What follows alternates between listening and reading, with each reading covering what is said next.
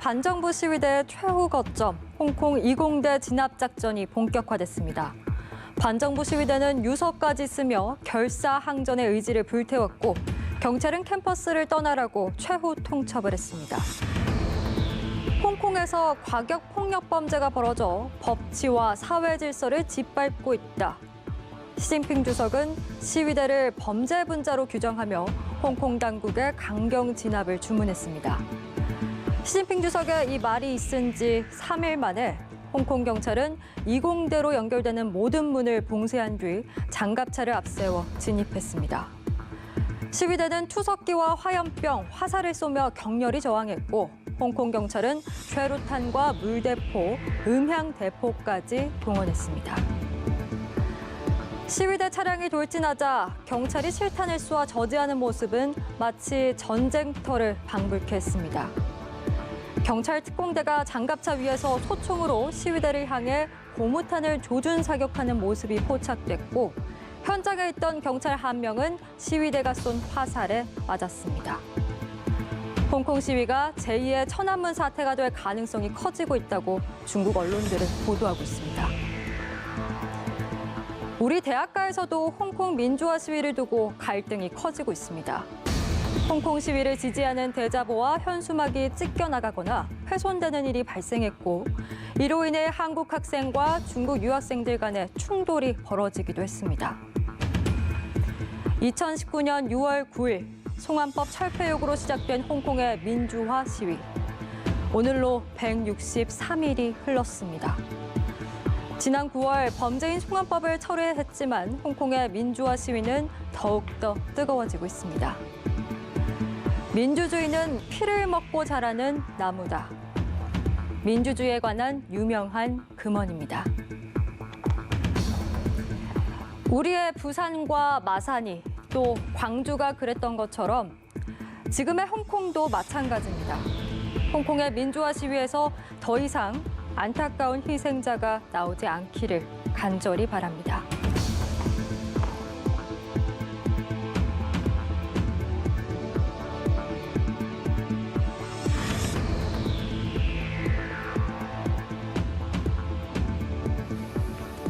네, 홍콩 상황이 말 그대로 전쟁터를 방불케 하고 있습니다. 시진핑 중국 국가주석이 홍콩에 최후 통첩을 하면서 시위 양상은 더욱 격화되고 있는데요. 우리 대학가에서도 홍콩 시위 찬반 대자보가 맞붙고 중국인 유학생과 한국인 학생 간의 충돌 사태가 벌어지는 등 국내로까지 홍콩 시위에 대한 갈등이 번지고 있습니다. 네, 최악으로 치닫고 있는 홍콩 사태 그리고 홍콩 시위 대자보 갈등을 빚고 있는 우리 대학가 문제까지 최근 4차례 홍콩 시위 현장에 다녀온 임채원 경희대 미래문명원 교수와 함께 짚어보도록 하겠습니다. 어서 오십시오. 어서 오십시오. 네, 실제 교수께서 홍콩 시위 현장에 다녀오셨다면서요? 예, 4차례 8월 이후에 4차례 다녀왔습니다. 아, 그러면 그쪽 분위기를 이제 또 생생하게 전달받으셨을 텐데 실제 어떻습니까? 가보셨습니까? 한국은 민주화 운동가 거꾸로 가고 있는 것 같습니다. 그러니까 그래요? 한국은 80년 광주에서 87년 민주화, 그때만 해도 뭐 거리투쟁이 있었다가 2016년에 촛불 집회할 때는 평화적으로 했었죠. 네. 홍콩도 제가 처음 간 게 8월 18일 날 빅토리아 공원에 170만이 모였을 때 갔었는데요. 그때는 촛불 집회가 똑같았거든요. 사람들이 평소보다 친절하고 서로를 배려하고 예. 질서를 잘 지키고 엄마들도 그 촛불 때 보면 캐리어에 애를 이렇게 싣고 나왔었는데 그때 홍콩 엄마들도 뭐 그냥 어린애기를 안고 나오고 그런 상황이었고요. 네. 그러다가 9월 달에 9월 4일 날 송환법이 철회된 대신에 이제 경찰의 강경 진압이 더 극단적으로 가기 시작했던 거죠.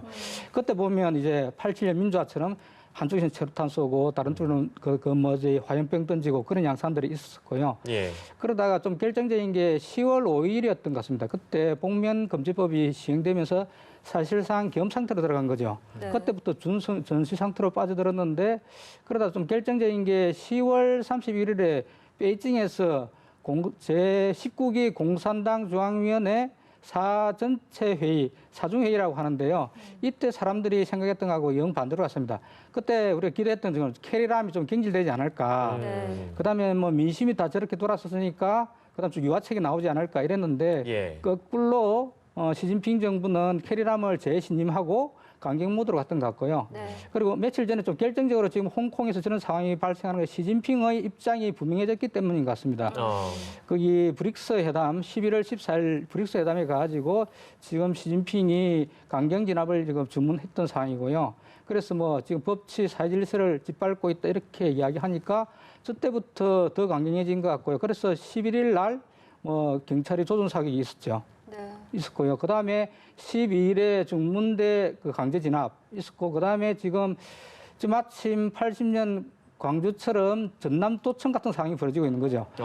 지금 뭐 그 오늘 아침에 5시 반 정도에 한번 진입을 시도했었고요. 예. 그 다음에 이야기했던 게 오늘 밤 9시 30분까지 다 나가라. 일대 광주와 똑같거든요. 광주도 그때 80년 5월 27일이죠. 예. 마지막 바로 전에 경군이 다 나가라고 이야기했던 건데 저기 있는 학생들이 나가지 않을 거거든요. 예. 유서를 쓰고 결사항전을 담임하고 있는데 어떻게 보면 80년 광주 상황이랑 거의 유사해지고 있습니다. 그래서 오늘 밤에 아주 우려스럽습니다. 좀 유혈 충돌이 나지 않을까 하는 생각이 들고요. 예. 강제 진압이 어떤 일이 날지 모르겠는데 저렇게 되면 아시아의 민주주의 큰 위기가 오는 게 아닌가 이런 생각이 듭니다. 네, 그러니까 평화 시위로 시작했던 이 홍콩 사태가 정말 이제는 시위가 아니라 전쟁터를 방불케 하면서 이제 전 세계인들이 우려를 표하고 있는데 이번에 이제 시위가 사태된 후에 홍콩 경찰이 시위대가 쏜 화살에 맞았다는 소식이 또 전해졌습니다. 이게 처음인데 원래는 이렇게 실탄을 좀 사용하면 시위대가 좀 잦아들 것이다라고 예상을 했을 텐데 네. 오히려 더 격화하는 모습이에요. 그 일을 누가 부추겼는지 한번 생각을 해보시면요. 지금 중국은 어떻게 보면 지금 홍콩 문명이 파괴되고 있는 거죠. 반달리즘이라고 하는데요. 그 5세기에 로마가 거기 반달족에 이렇게 그 약탈당하는 것처럼 지금 홍콩이라는 데가 1842년 난징 조약 이후에 170년 정도 서양 문명과 뭐 동양 문명이 모여가지고 새로운 문명을 만들어 온 건데요. 그게 지금 다 틀리고 있는 것 같고요. 네. 시진핑이 왜 저럴까 이렇게 생각을 해보면 시진핑 생각은 뚜렷한 것 같습니다. 1842년 난징 조약 이전에 중국 그걸로 동아시아로 복귀하겠다 이런 생각이 많은 것 같고요. 그건 뭐 시진핑의 중국몽으로 표현되는데 원래 중국이라는 나라는 혹은 제국이라는 나라들은 관용성이 있어야 되는데 홍콩에서 지금 시진핑이 하는 정책은 철저하게 불관용입니다. 네. 그래서 지금 뭐 극단적인 충돌이 일어나고 지금 여러 가지 뭐 시위대가 뭐 화살을 쏘거나 아니면 경찰이 지금 엄양 대표 이런 것까지 동원하고 하는 것들은 그 로마가 파괴되는 것처럼 지금 홍콩의 문명 하나가 지금 사라지고 있는 거죠. 네. 네. 지금 이제 저희가 전에 듣기로는 교수께서 그 시위를 주도하신 단체 의장도 좀 직접 만나고 오셨다고 저희가 들었어요. 그래서 좀 현재 시위대가 이렇게 시위를 계속 해나갈 수밖에 없는 이유, 뭐 원인 이런 거에 대해서 좀 설명을 해주시면 좋을 것 같습니다. 네, 그 민간인권 전선의 지미 샴 그 의장을 그때 추석 이틀 전에 9월 10일 날 만나 한 2시간 동안 대담을 했었는데요. 9월 4일 날 송환법 철회가 있었죠. 그러면 내가 지미 샴에게 물어봤습니다. 이제 된 거 아니냐, 뭐 요구가 관철된 거 아니냐고 하니까 too late, 너무 늦었다고 이야기했었고요. 네. 그때 뭐 이미 사람들이 많은 사람이 뭐 어떤 분은 옥상에서 뛰어내기도 하고 투신 자살 혹은 많은 사람들이 잡혀가고 그다음 시민들이 요구했던 요구 사항이 5개가 됐는데요.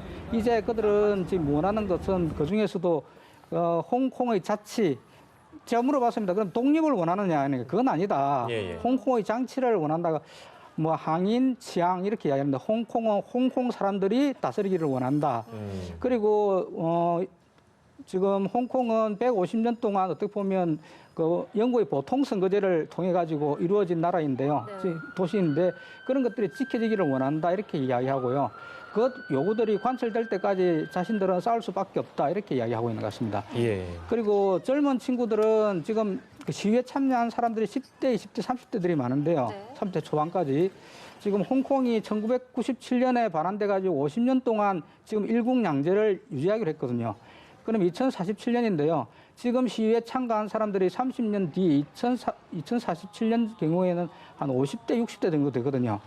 그때까지 지금 체제가 존속할지에 대해서도 걱정이지만은 그 이후의 삶은 자기들은 노예가 되는 게 아니냐. 그래서 구호도 뭐 프리 홍콩 이렇게 나와 있는 거죠. 자기들이 가지고 있는 자유를 보존하겠다. 이런 요구들이 강한 것 같습니다. 예.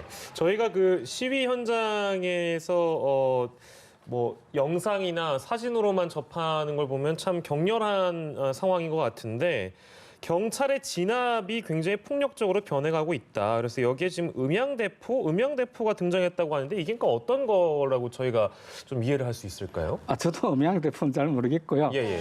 그런데 저게 인권이라든지 사람의 생명을 위협하는 아주 현저한 요소인데 저건 지금 음양대포뿐만이 아니라 예. 그 전에 스프레이를 통해 체류탄 스프레이를 뿌리는 것도 그렇고요. 네. 얼마 전에 진압을 할 때 다른 나라제로 사용하다 영국제 이런 걸 사용하다가 얼마 전에 중국제로 저기 체류탄이 바뀌었거든요. 네. 저기는 지금 다이옥신이 있는 게 아니야 하는 의구심이 많고 사람들이 그런 것들에 대한 여러 가지 증상들도 호소하고 있는 것 같습니다. 저건 그러니까 한 국가가 혹은 한 경찰이 자기 시민에게 꼬막이 찢어지는 저는 음향을 낸다는 게 만약에 한국에 있으면 저는 가능하겠습니까? 저건 정말 지금 야만적인 행동이 아닌가 이런 생각이 듭니다. 네, 그런데 더 심각한 거는 이제 군을 통한 어떤 무력 개입에 대한 우려까지 지금 커지고 있는 상황이라서요. 지금 이제 경찰이 지금 진입을 한 이공대 인근에서도 홍콩 주둔 인민해방군이 지금 막사가 그 근처에 있다고 하더라고요. 또 이뿐만 아니라 오늘 중국 공안 당국이 홍콩과 인접한 이 광저우에서요 대규모 테러 진압 훈련도 했다고 합니다. 좀 어떻게 봐야 할까요? 결과는 봐야 되겠지만은 저기 시진핑이 직접 군대를 홍콩에 진입시키기는 쉽지 않을 겁니다. 저는 제가 처음 갔던 8월 17일 그때도 한 8월 15일 정도에 선전에 군인들이 와 있고 투입을 한다는 이야기가 있었거든요. 지금도 마찬가지인데요. 효과는 공포가 있겠죠. 저러면 시민들이 어떤 일이 일어날지 모른다고 생각하니까 해산하고 집에 가라고 하는 위협일 거고요. 시진핑 입장에서도 쉽지 않습니다. 지금 서방 세계가 다 지켜보고 있고요. 네. 그다음에 지금 시진핑은 저 홍콩 사태를 어떻게 해결하느냐 하는 리더십이 걸려 있거든요. 만약에 저런 식으로 무단으로 지금 군인을 보내가지고 홍콩을 아예 파괴하는 방식으로 가면 제2 천안문 이런 그 논란도 있을 거고요. 실질적으로는 쉽지 않을 거라고 봅니다. 그런데 지금 상황은 시진핑 정부는 예측하기 힘든 면도 있고요. 네. 그래서 오히려 한국의 시민사회 혹은 세계 시민사회 특히 홍콩에 있는 종교계 이런 분들이 저는 극단적인 폭력을 멈추게 하는 것 그리고 군대가 못 들어오게 막는 것은 세계 시민 전체의 임무이기도 한 것 같습니다. 네, 정말 만약이지만 이 군이 투입이 된다면 앞으로 더 많은 사상자가 나오게 될 텐데 이 부분 정말 우려스럽지 않습니까? 어떤 좀 해법을 저희가 좀 내놓을 수 있을까요? 그건 파국이죠. 그 트라우마는 아마 천안문이 30년인데요. 올해가. 지금 그 트라우마가 지금도 해소가 안 됐는데요. 홍콩은 더한 거죠. 지금 그냥 북경이 아니라 동양과 서양 문명이 만나가지고 150년 또 그랬는데 아마 동아시아 전체가 사회뿐만 아니라 경제적으로 엄청난 타격이 있어 혼란이 오지 않을까 싶고요. 그런 파국을 세계의 지성이나 민주주의 세력이 좀 막아야 되지 않느냐. 그게 지금 관건이 지금부터 24일 선거 때까지 한 차례 있을 텐데요. 네. 적어도 오늘 밤에 저기 농성하고 있는 학생들이 있는 저 대학에 폴리대학에 좀 들어가지 않게 막는 것 그리고 좀 화해할 수 있는 방법을 찾는 것 이런 것들이 모든 사람들의 좀 지혜가 필요한 시점인 것 같습니다. 예, 알겠습니다. 국내에서도 이 문제를 두고 좀 갈등 양상이 좀 벌어지고 있어서 그것도 좀 짚어보면 홍콩 민주화 시위를 지지하는 내용의 대자보가 우리 국내 대학에 붙었는데 그게 훼손되고 이런 이제 일종의 갈등이 있는 것 같습니다. 이게 반중 감정이 드러난다든지 이런 부분들은 어떻게 좀 보고 계세요? 그러니까 그걸 좀 문화 상대주의 이렇게 보면 안 될 것 같습니다. 그러니까 홍콩 사람들은 홍콩 사람 입장이 있고 중국 사람은 중국 사람 입장이 있고 한국 사람은 한국 사람 입장이 있고 그러니까 서로 이해관계가 다르니까 갈등이 있을 수밖에 없다. 예. 이럴 때는 좀 원칙이 필요한 것 같거든요. 인류의 보편 가치가 뭐냐, 예. 우리가 지향하는 가치가 뭐냐 이런 걸 텐데요. 이야기하는 것처럼 제일 첫 번째는 가볍게는 표현의 자유 예. 이런 것들이고요. 다른 사람이 공공시설에다 붙여놓은 포스트잇을 띈다는 게 상식적으로 말이 안 되는 거죠. 네. 어떻게 보면 또 하나의 반달리즘, 야만이죠, 야만. 그런 걸 하면 안 될 것 같고요. 그다음에 우리가 지금 인류가 가야 할 또는 아시아 민주에 가야 할 길도 인권의 보호, 언론 집회 결사의 자유, 표현의 자유 이런 걸 텐데요. 좀 서로 저기 학생들도 토론하고 대화를 했으면 좋을 것 같습니다. 그러니까 자기가 붙이고 띄고 이렇게 일방적으로 하는 게 아니라 예. 한 자리에 모여가지고 앞으로 아시아가 다 입장이 다르지만 아시아가 가야 할 가치가 뭐냐 이런 걸 한번 서로 이야기하면 좋을 것 같고요. 결국은 지금 갈등이 있지만 앞으로 20년, 30년 후에는 하나의 아시아로 갈 텐데요. 네. 그런 측면에서 좀 공동의 가치가 뭔지 이런 걸 좀 토론하면 좋을 것 같습니다. 네, 그러니까 전문가들도 감정적으로 대응하는 것은 바람직하지 않다. 뭐 이렇게 지금 얘기를 하고 있는데 이렇게 홍콩 사태를 두고 한국 대학생 그리고 중국 대학생들 간에 좀 이렇게까지 감정 충돌이 일어나는 원인은 뭐라고 보십니까? 뭐 민족주의적인 감정이 있겠죠. 뭐 우리가 좀 이야기하는 중국을 좀 객관시켜서 하는 이렇게 말들이 있는 것 같고요. 중국도 마찬가지가 있는 것 같고, 그다음에 중국 학생들이 와가지고 그 우리나라하고 좀 문화적 차이 때문에 적응 못하는 이런 면들이 있는 것 같은데 그런 게 이번 계기를 통해서 폭발한 거죠. 그렇지만 이럴 때 좀 어떻게 보면 홍콩 사태를 중심으로 해가지고 아시아 사람들이 한번 진짜 제대로 이야기해 볼 수 있는 기회가 생긴 게 아니냐. 홍콩 사람은 홍콩 사람 입장, 중국 사람은 중국 사람 입장, 갈등이 첨예할 때 오히려 공론장이 필요한 거고요. 네. 그다음에 한국에서 갈등이 대부분 대학에서 일어나고 있지 않습니까? 그 지성이 전당이고 앞으로 아시아 민주주의라든지 국가들을 이끌어갈 젊은이들인데요. 저럴 때 한번 오히려 이 계기를 통해 가지고 제대로 된 아시아의 공론장을 한번 만들어 보면 좋겠습니다. 예, 알겠습니다.